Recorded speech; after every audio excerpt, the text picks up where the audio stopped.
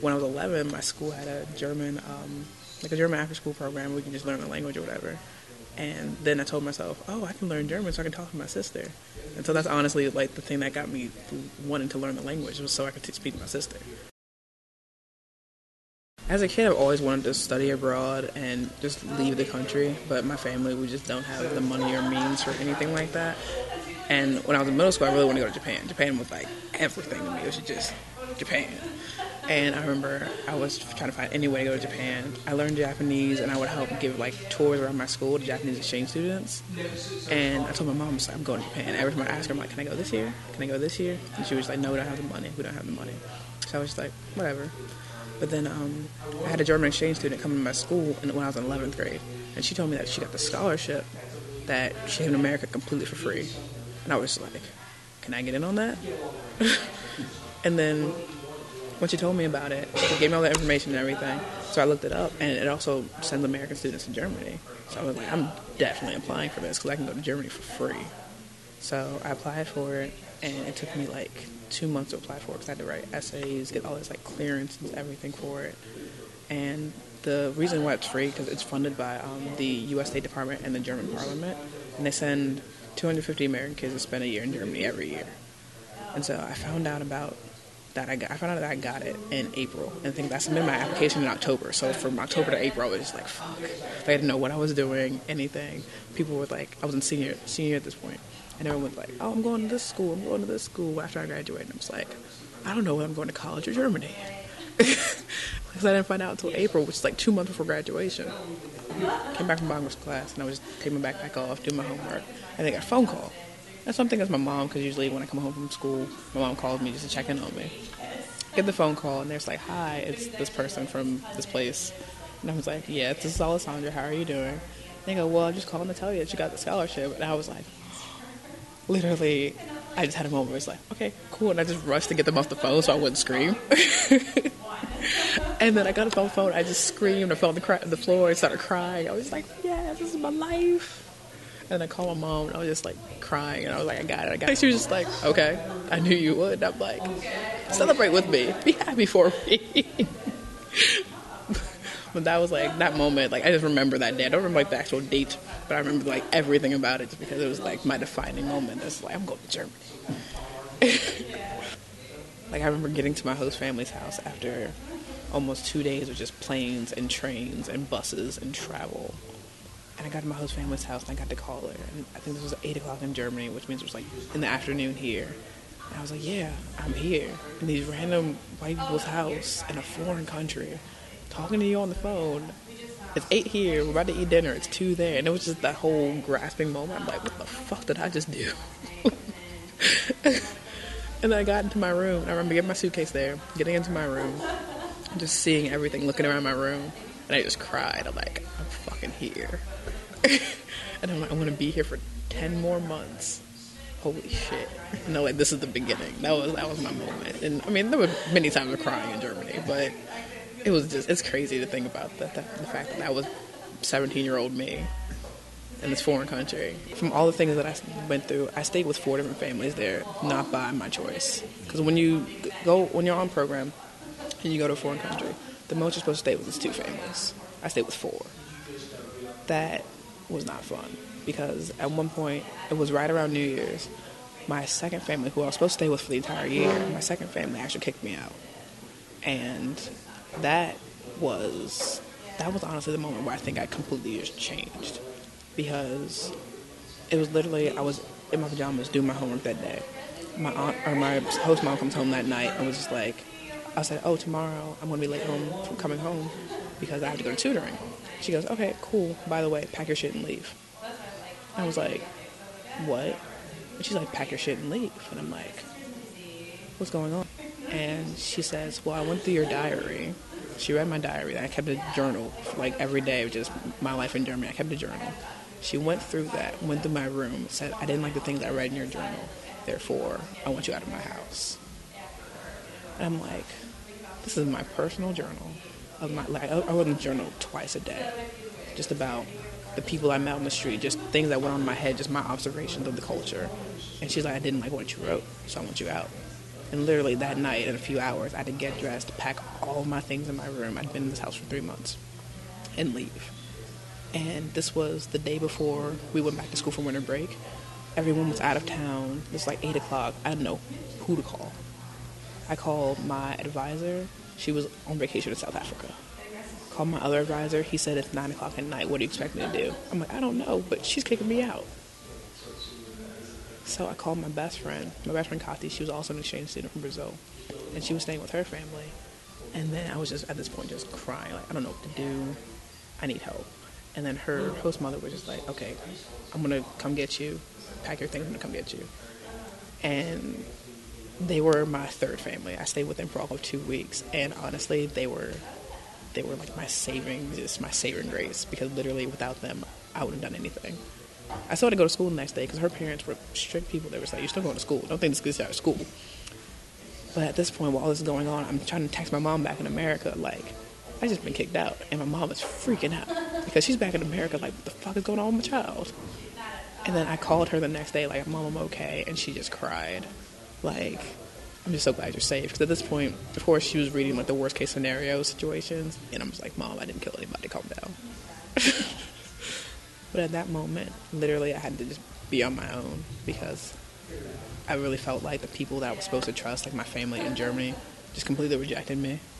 And at that point, I was just like, this is that moment where I'm just myself. I'm independent. And I remember that day, January 8th, 2012. From that day on, I've considered myself just like completely changed, I guess, adult person. Like 17-year-old Sasha just died. But I honestly think that was like my changing moment there. Yeah, it was rough. It was really rough. But now I'm just like, you know what? I got kicked out of Germany. I can go through anything. My fourth family, I moved to maybe 2 weeks after I was with my saving family.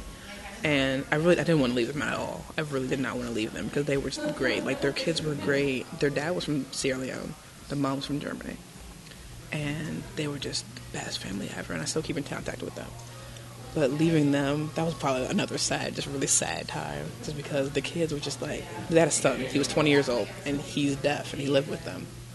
And I remember one point, he was, 20, living at home. He's like, oh, I don't like my parents, whatever. I'm going to go outside and smoke and be cool. And he was just that kind of kid.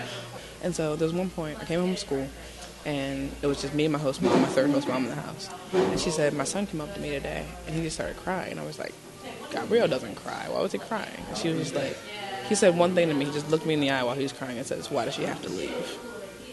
And that hit.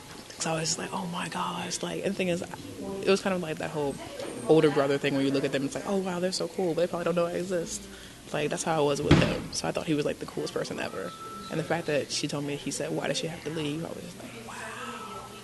Like, that just made me really happy. So that's why it was really hard leaving that family. But I got to my fourth family, and I kind of regret how I treated them sometimes, because at this point I was just angry and just angsty teenager, and I was like, I was done, because there were certain points where I was like, I just want to go back to America after all the stuff that I'd been through there. And they treated me really well. I was their only kid in the house because their daughters were grown up in college and everything. And I had my own room, my own bathroom. It was literally a whole house, just us three. And everything they did, they was like, do you want to do this? Do you want to do this? And I was like, no, I don't want to hang out with you. I want to hang out with my friends, do hood rat stuff. There's one other American girl that lived maybe 15 kilometers away from me. The reason I know kilometers is because I had to bike to her house once. But she was also having a pretty hard time in Germany. Like, at one point, we would see each other almost. We went to different schools, but we would try to see each other almost every day. At one point, we were in my room. We made a pact. We were like, if you don't leave, then I'm not leaving. But if you leave, then I'm leaving. Because we have, I think maybe, this was in March, so we had a couple more months in Germany left. And some kids from our program had already gone home for whatever reasons. And so I was like, I really want to leave. And she's like, I really want to leave too. And then we just made a pact. No, we're going to stick this out together. If you don't leave, then I'm saying, then yeah, that was kind of just our thing. So we were each other's force. And so if we needed to, we would just call each other and be like, I need a night to just cry and eat ice cream. Cool, come over. But we were just like, you're not leaving. And then my family, they saw how much we hung out and everything, and they didn't like how much we spoke English together. It was an emergence program, so you're supposed to speak German and everything. And they was like, you guys speak English too much. You're both Americans. You're staying in your little American bubble. And we're just like, leave us alone. Leave us alone. We have our reasons. But then, once I got home, my mom, she had contact with my host parents and everything. She was just like, they treat you so nicely, Sasha. I was like, I know. But then sometimes I was just so rude to them because my host mom annoyed the shit out of me sometimes. Like, sometimes literally she would talk and I'm just like, I would just hear her voice and I'm just like, please go away. Please go away.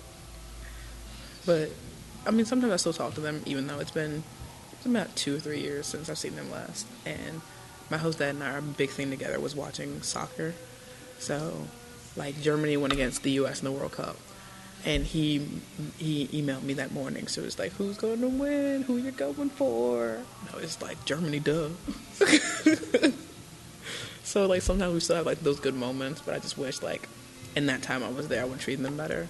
But I definitely want to go back and, like, visit them again. And still just, like, kind of be like, still thinking about you guys. You're still awesome. Now that I'm older and just not as angry and young. Like, everyone says when you leave to go to another country, it's going to be, like, the best time of your life. Everyone says it's going to be the greatest experience you ever had. And honestly, it is the greatest experience you're ever going to have. But just because it's the greatest experience doesn't mean it's always good. Like, you're going to have times where it's just like, I want to go home. And those times will probably happen, like, 2 months in when you know you have 8 months to go. But honestly, once you're done with it and you can come back home and say, I did it, and you see that you're not the same person you were when you left America, that's like that just relief moment. And like, now that I'm back and I went through all that craziness there, I volunteer with the same program that sent me, and I help kids before they leave. And I tell them, I'm just like, my year was shit. But the reason I'm here helping you guys is I don't want your year to be shit. I want you to have a good year. And honestly, the kids that I send, when they come back, they're just like, oh yeah, Sasha's going to be at our, like, orientation camp. She's awesome. Like, I still talk to so many of the kids that I sent over because they're like, she was the coolest volunteer because she kept it real as fuck. And I was like, I'm not going to tell you stuff that's not going to happen because I'm not going to, like, sugarcoat it or anything. You're in a foreign country for a year. You're 17 years old. You're going to do crazy stuff. So I tell the kids, I'm like, yeah, just don't go crazy. You might have a couple nights where you do fall asleep in the train station, but it's okay. Just don't get caught. And I tell them that. But honestly, that whole experience and helping out with the kids like I do now, if I didn't have that experience, I wouldn't be able to do it. And I wouldn't be able to come from the point that I come from when I tell them things. So it was a great experience. Yeah, it wasn't all fantastic and sugar plums and great, but honestly, I miss Germany so much, and I want to go back so badly. Literally every day, listen to German music, and the fact that I can just think about, I would go weeks without speaking English. That just kind of like, it's weird in my head, the fact that I forgot how to speak English sometimes. Like, this is my mother tongue that I spoke for 17 years, and I would call my mom like, I don't know how to say this to you. The fact that things like that can change, it's just interesting to me. Like, culture and experiences that people can have outside of their normal comfort zone. It's just, all that's interesting. So, I mean, it was definitely a great experience. And would I do it again? Fuck yeah. So, I mean, definitely it's a great experience. And I just love helping out with people who want to experience something other than their norm, you know? And just who have the courage to take that time and spend a year away when their friends are going off to college. Spend a year away in a foreign country, learn foreign everything, and just be that person that's like, whoa, there's so much more that's bigger than me in this outside place, you know what I mean?